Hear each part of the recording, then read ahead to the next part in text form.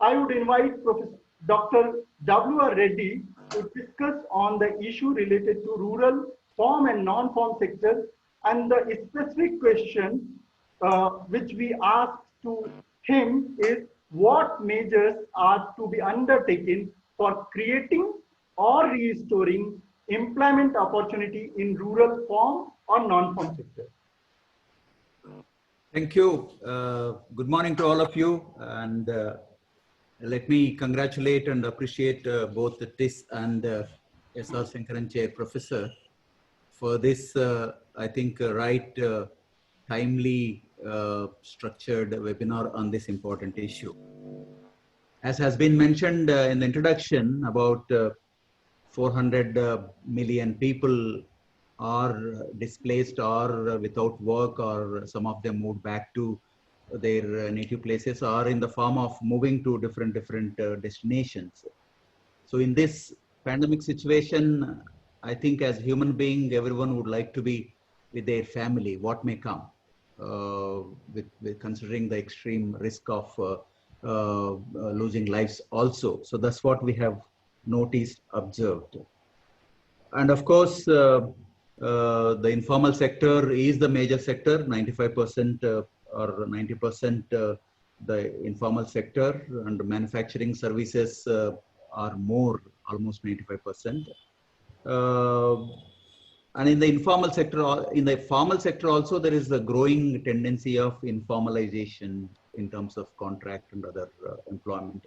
So this is the whole structure and distribution which would decide on the immediate, medium, long-term institutional challenges that we are going to face. That's why I wanted to cover before I come to the specific point in farm, non-farm sector. Well, in the informal sector, urban would constitute about maybe 35%. Rural is major, about 65% of the informal sector is in the rural landscape. Problems in the informal sector are already loaded, like health issues, uncertainty of employment, risk of losing job at the beck of the call. And now this pandemic has added new dimensions, both in terms of health and livelihood aspects of these people. So the new situation can be characterized as, of course, job losses, adverse working conditions, even if we are going to open up. And now reverse migration from urban areas to rural areas is the phenomena which we are observing. And of course, there's going to be shrinkage in the urban informal sector itself, because how many of these informal units who used to employ these people are going to again open up and start their work. It has to be seen. On the other side, in the rural landscape, there's more pressure on the limited resources. We used to comment that there are more hands on the limited opportunities in the rural sector, especially in the agriculture sector. So that number of hands are going to go up. And obviously pressure on local resources in terms of infrastructure, water, housing, sanitation, and so on and so forth. So the institutional challenges, of course, immediately providing, of course, the livelihoods, taking care at the same time the health aspects, maintaining the social distance and avoiding the infection, of course, is enabling some activity, some work. And of course, the work means we exactly are looking at the MGNREGA, which had been providing this type of employment.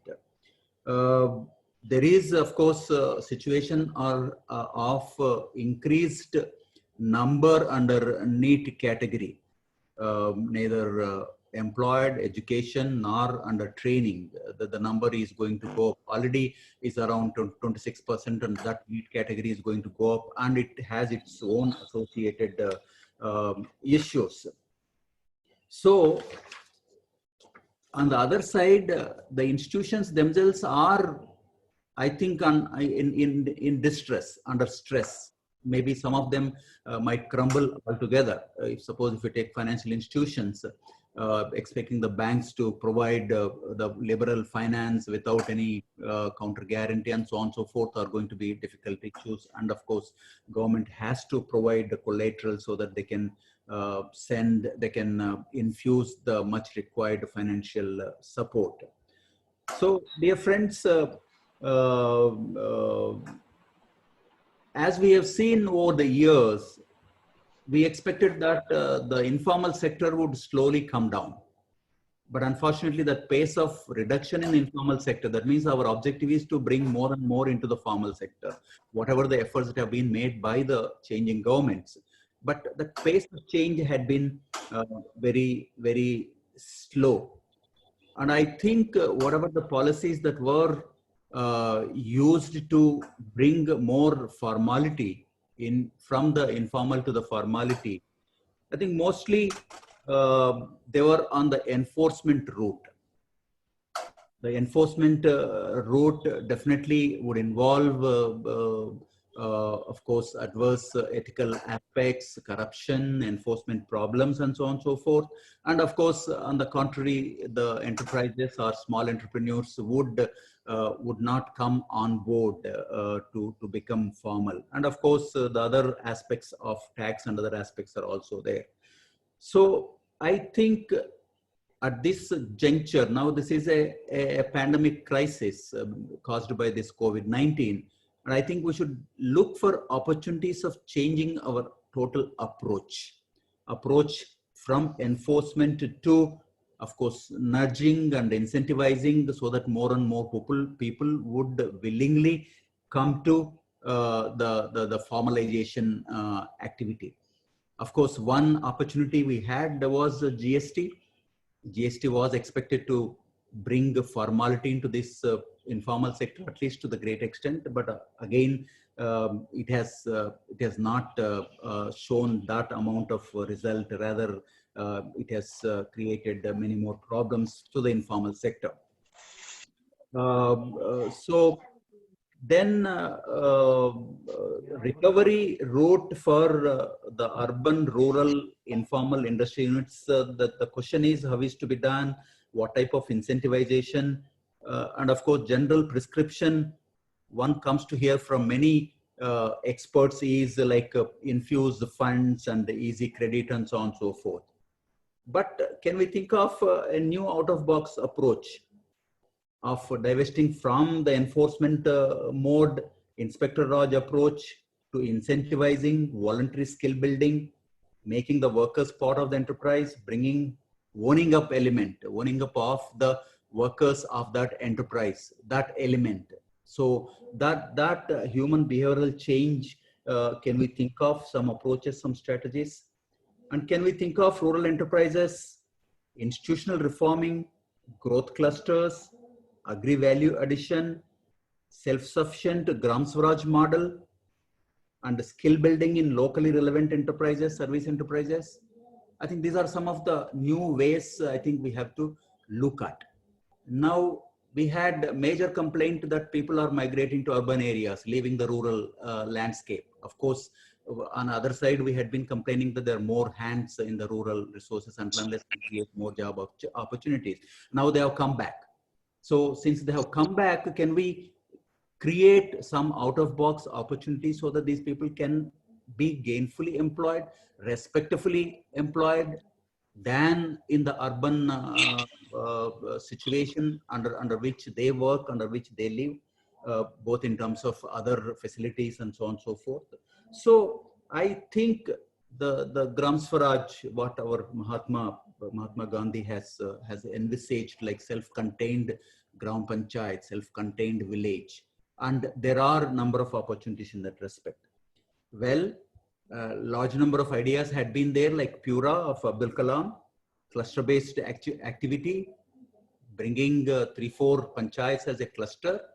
And in fact, we in NIRDPR, we are working on cluster approach. In about 125 clusters, we are working with Gram Panchayat so that we can create some economic models. So, like Rurban is one such thing, but Rurban again has gone into more of roads and buildings. So we have to change that. more of employment, more of economic activity aspect. Dear friends, a great concept which had been in implementation across the country is a Gram Panchayat Development Plan. After 90s experiment of People's Planning Campaign in Kerala, which I had the fortune of participating in that People's Planning Campaign, being a Kerala cadre officer. Now the nationwide, we are promoting the Gram Panchayat Development Plan. There's a holistic plan based on the local resources, based on the potential of that area. And I think professionalizing this GPDP preparation, and I think leveraging the expertise that is needed for these Gram Panchayats. Gram Panchayats are very weak in terms of human resources, weak in terms of skills, and so on and so forth. Despite a lot of effort had been going on from the Ministry of Rural Development and Ministry of Panchayat Raj, and of course the state governments. But it's much more is required to be done. So if GPDP can play a direct role in identifying sectors, subsectors, and activities by their respective employment generating potential, and devise a mechanism to prioritize resource allocation and help in overall direction of policy towards achievement of holistic rural development, employment could be one of the approach which we can leverage. And of course, very strong SHG movement, large number of cluster level federations, village level organizations are already there. The social capital has been built. Can we leverage that social capital to scale up? Though effort had been there, but these VOs and CLFs are only on small time activities. I think we have to scale them up to go for value addition, go for some new products, and so that that whole hinterland can be addressed. So the point is a GP-centric holistic development approach is the way forward for reviving the informal sector. And just 2-3 minutes on the specific question. Restoring employment opportunities, rural, farm and non-farm sector. Rural landscape has large number of social problems. And I think I would like to mention that Muhammad Yunus approach of 3 zeros like zero unemployment, zero poverty, zero net carbon footprint. And I think solving the social problems through social enterprises, that should be the new approach which we have to look at. Forget about the vertical silo ministry-wise interventions, but I think moving from GPDP, from Gram Panchayat and addressing these social issues on social enterprise model, I think would be the way forward. And of course, building the institutions is very, very important. In rural landscape, the problem is even if some entrepreneur comes up with an activity, he or she cannot manage beyond a point, so it is becoming negative. In fact, even if my son wants to go into an enterprise, there are many people say that no, don't go for an enterprise, go for some assured employment sort of thing. So entrepreneurship is like a negative thing. So we have to change that narrative, for which rebuilding of the institutions are required. In fact, it is not the individual who should be taking that risk. The institution should be taking the risk. As we see in big corporates, individual investors, their risk is only limited to their investment. They will not go underwater if the whole enterprise goes bad. But that institution will take that burden, take that risk. So building the institutions, of course, we had been hearing about the farmer producer groups, companies, organizations, and I think we have to do a lot.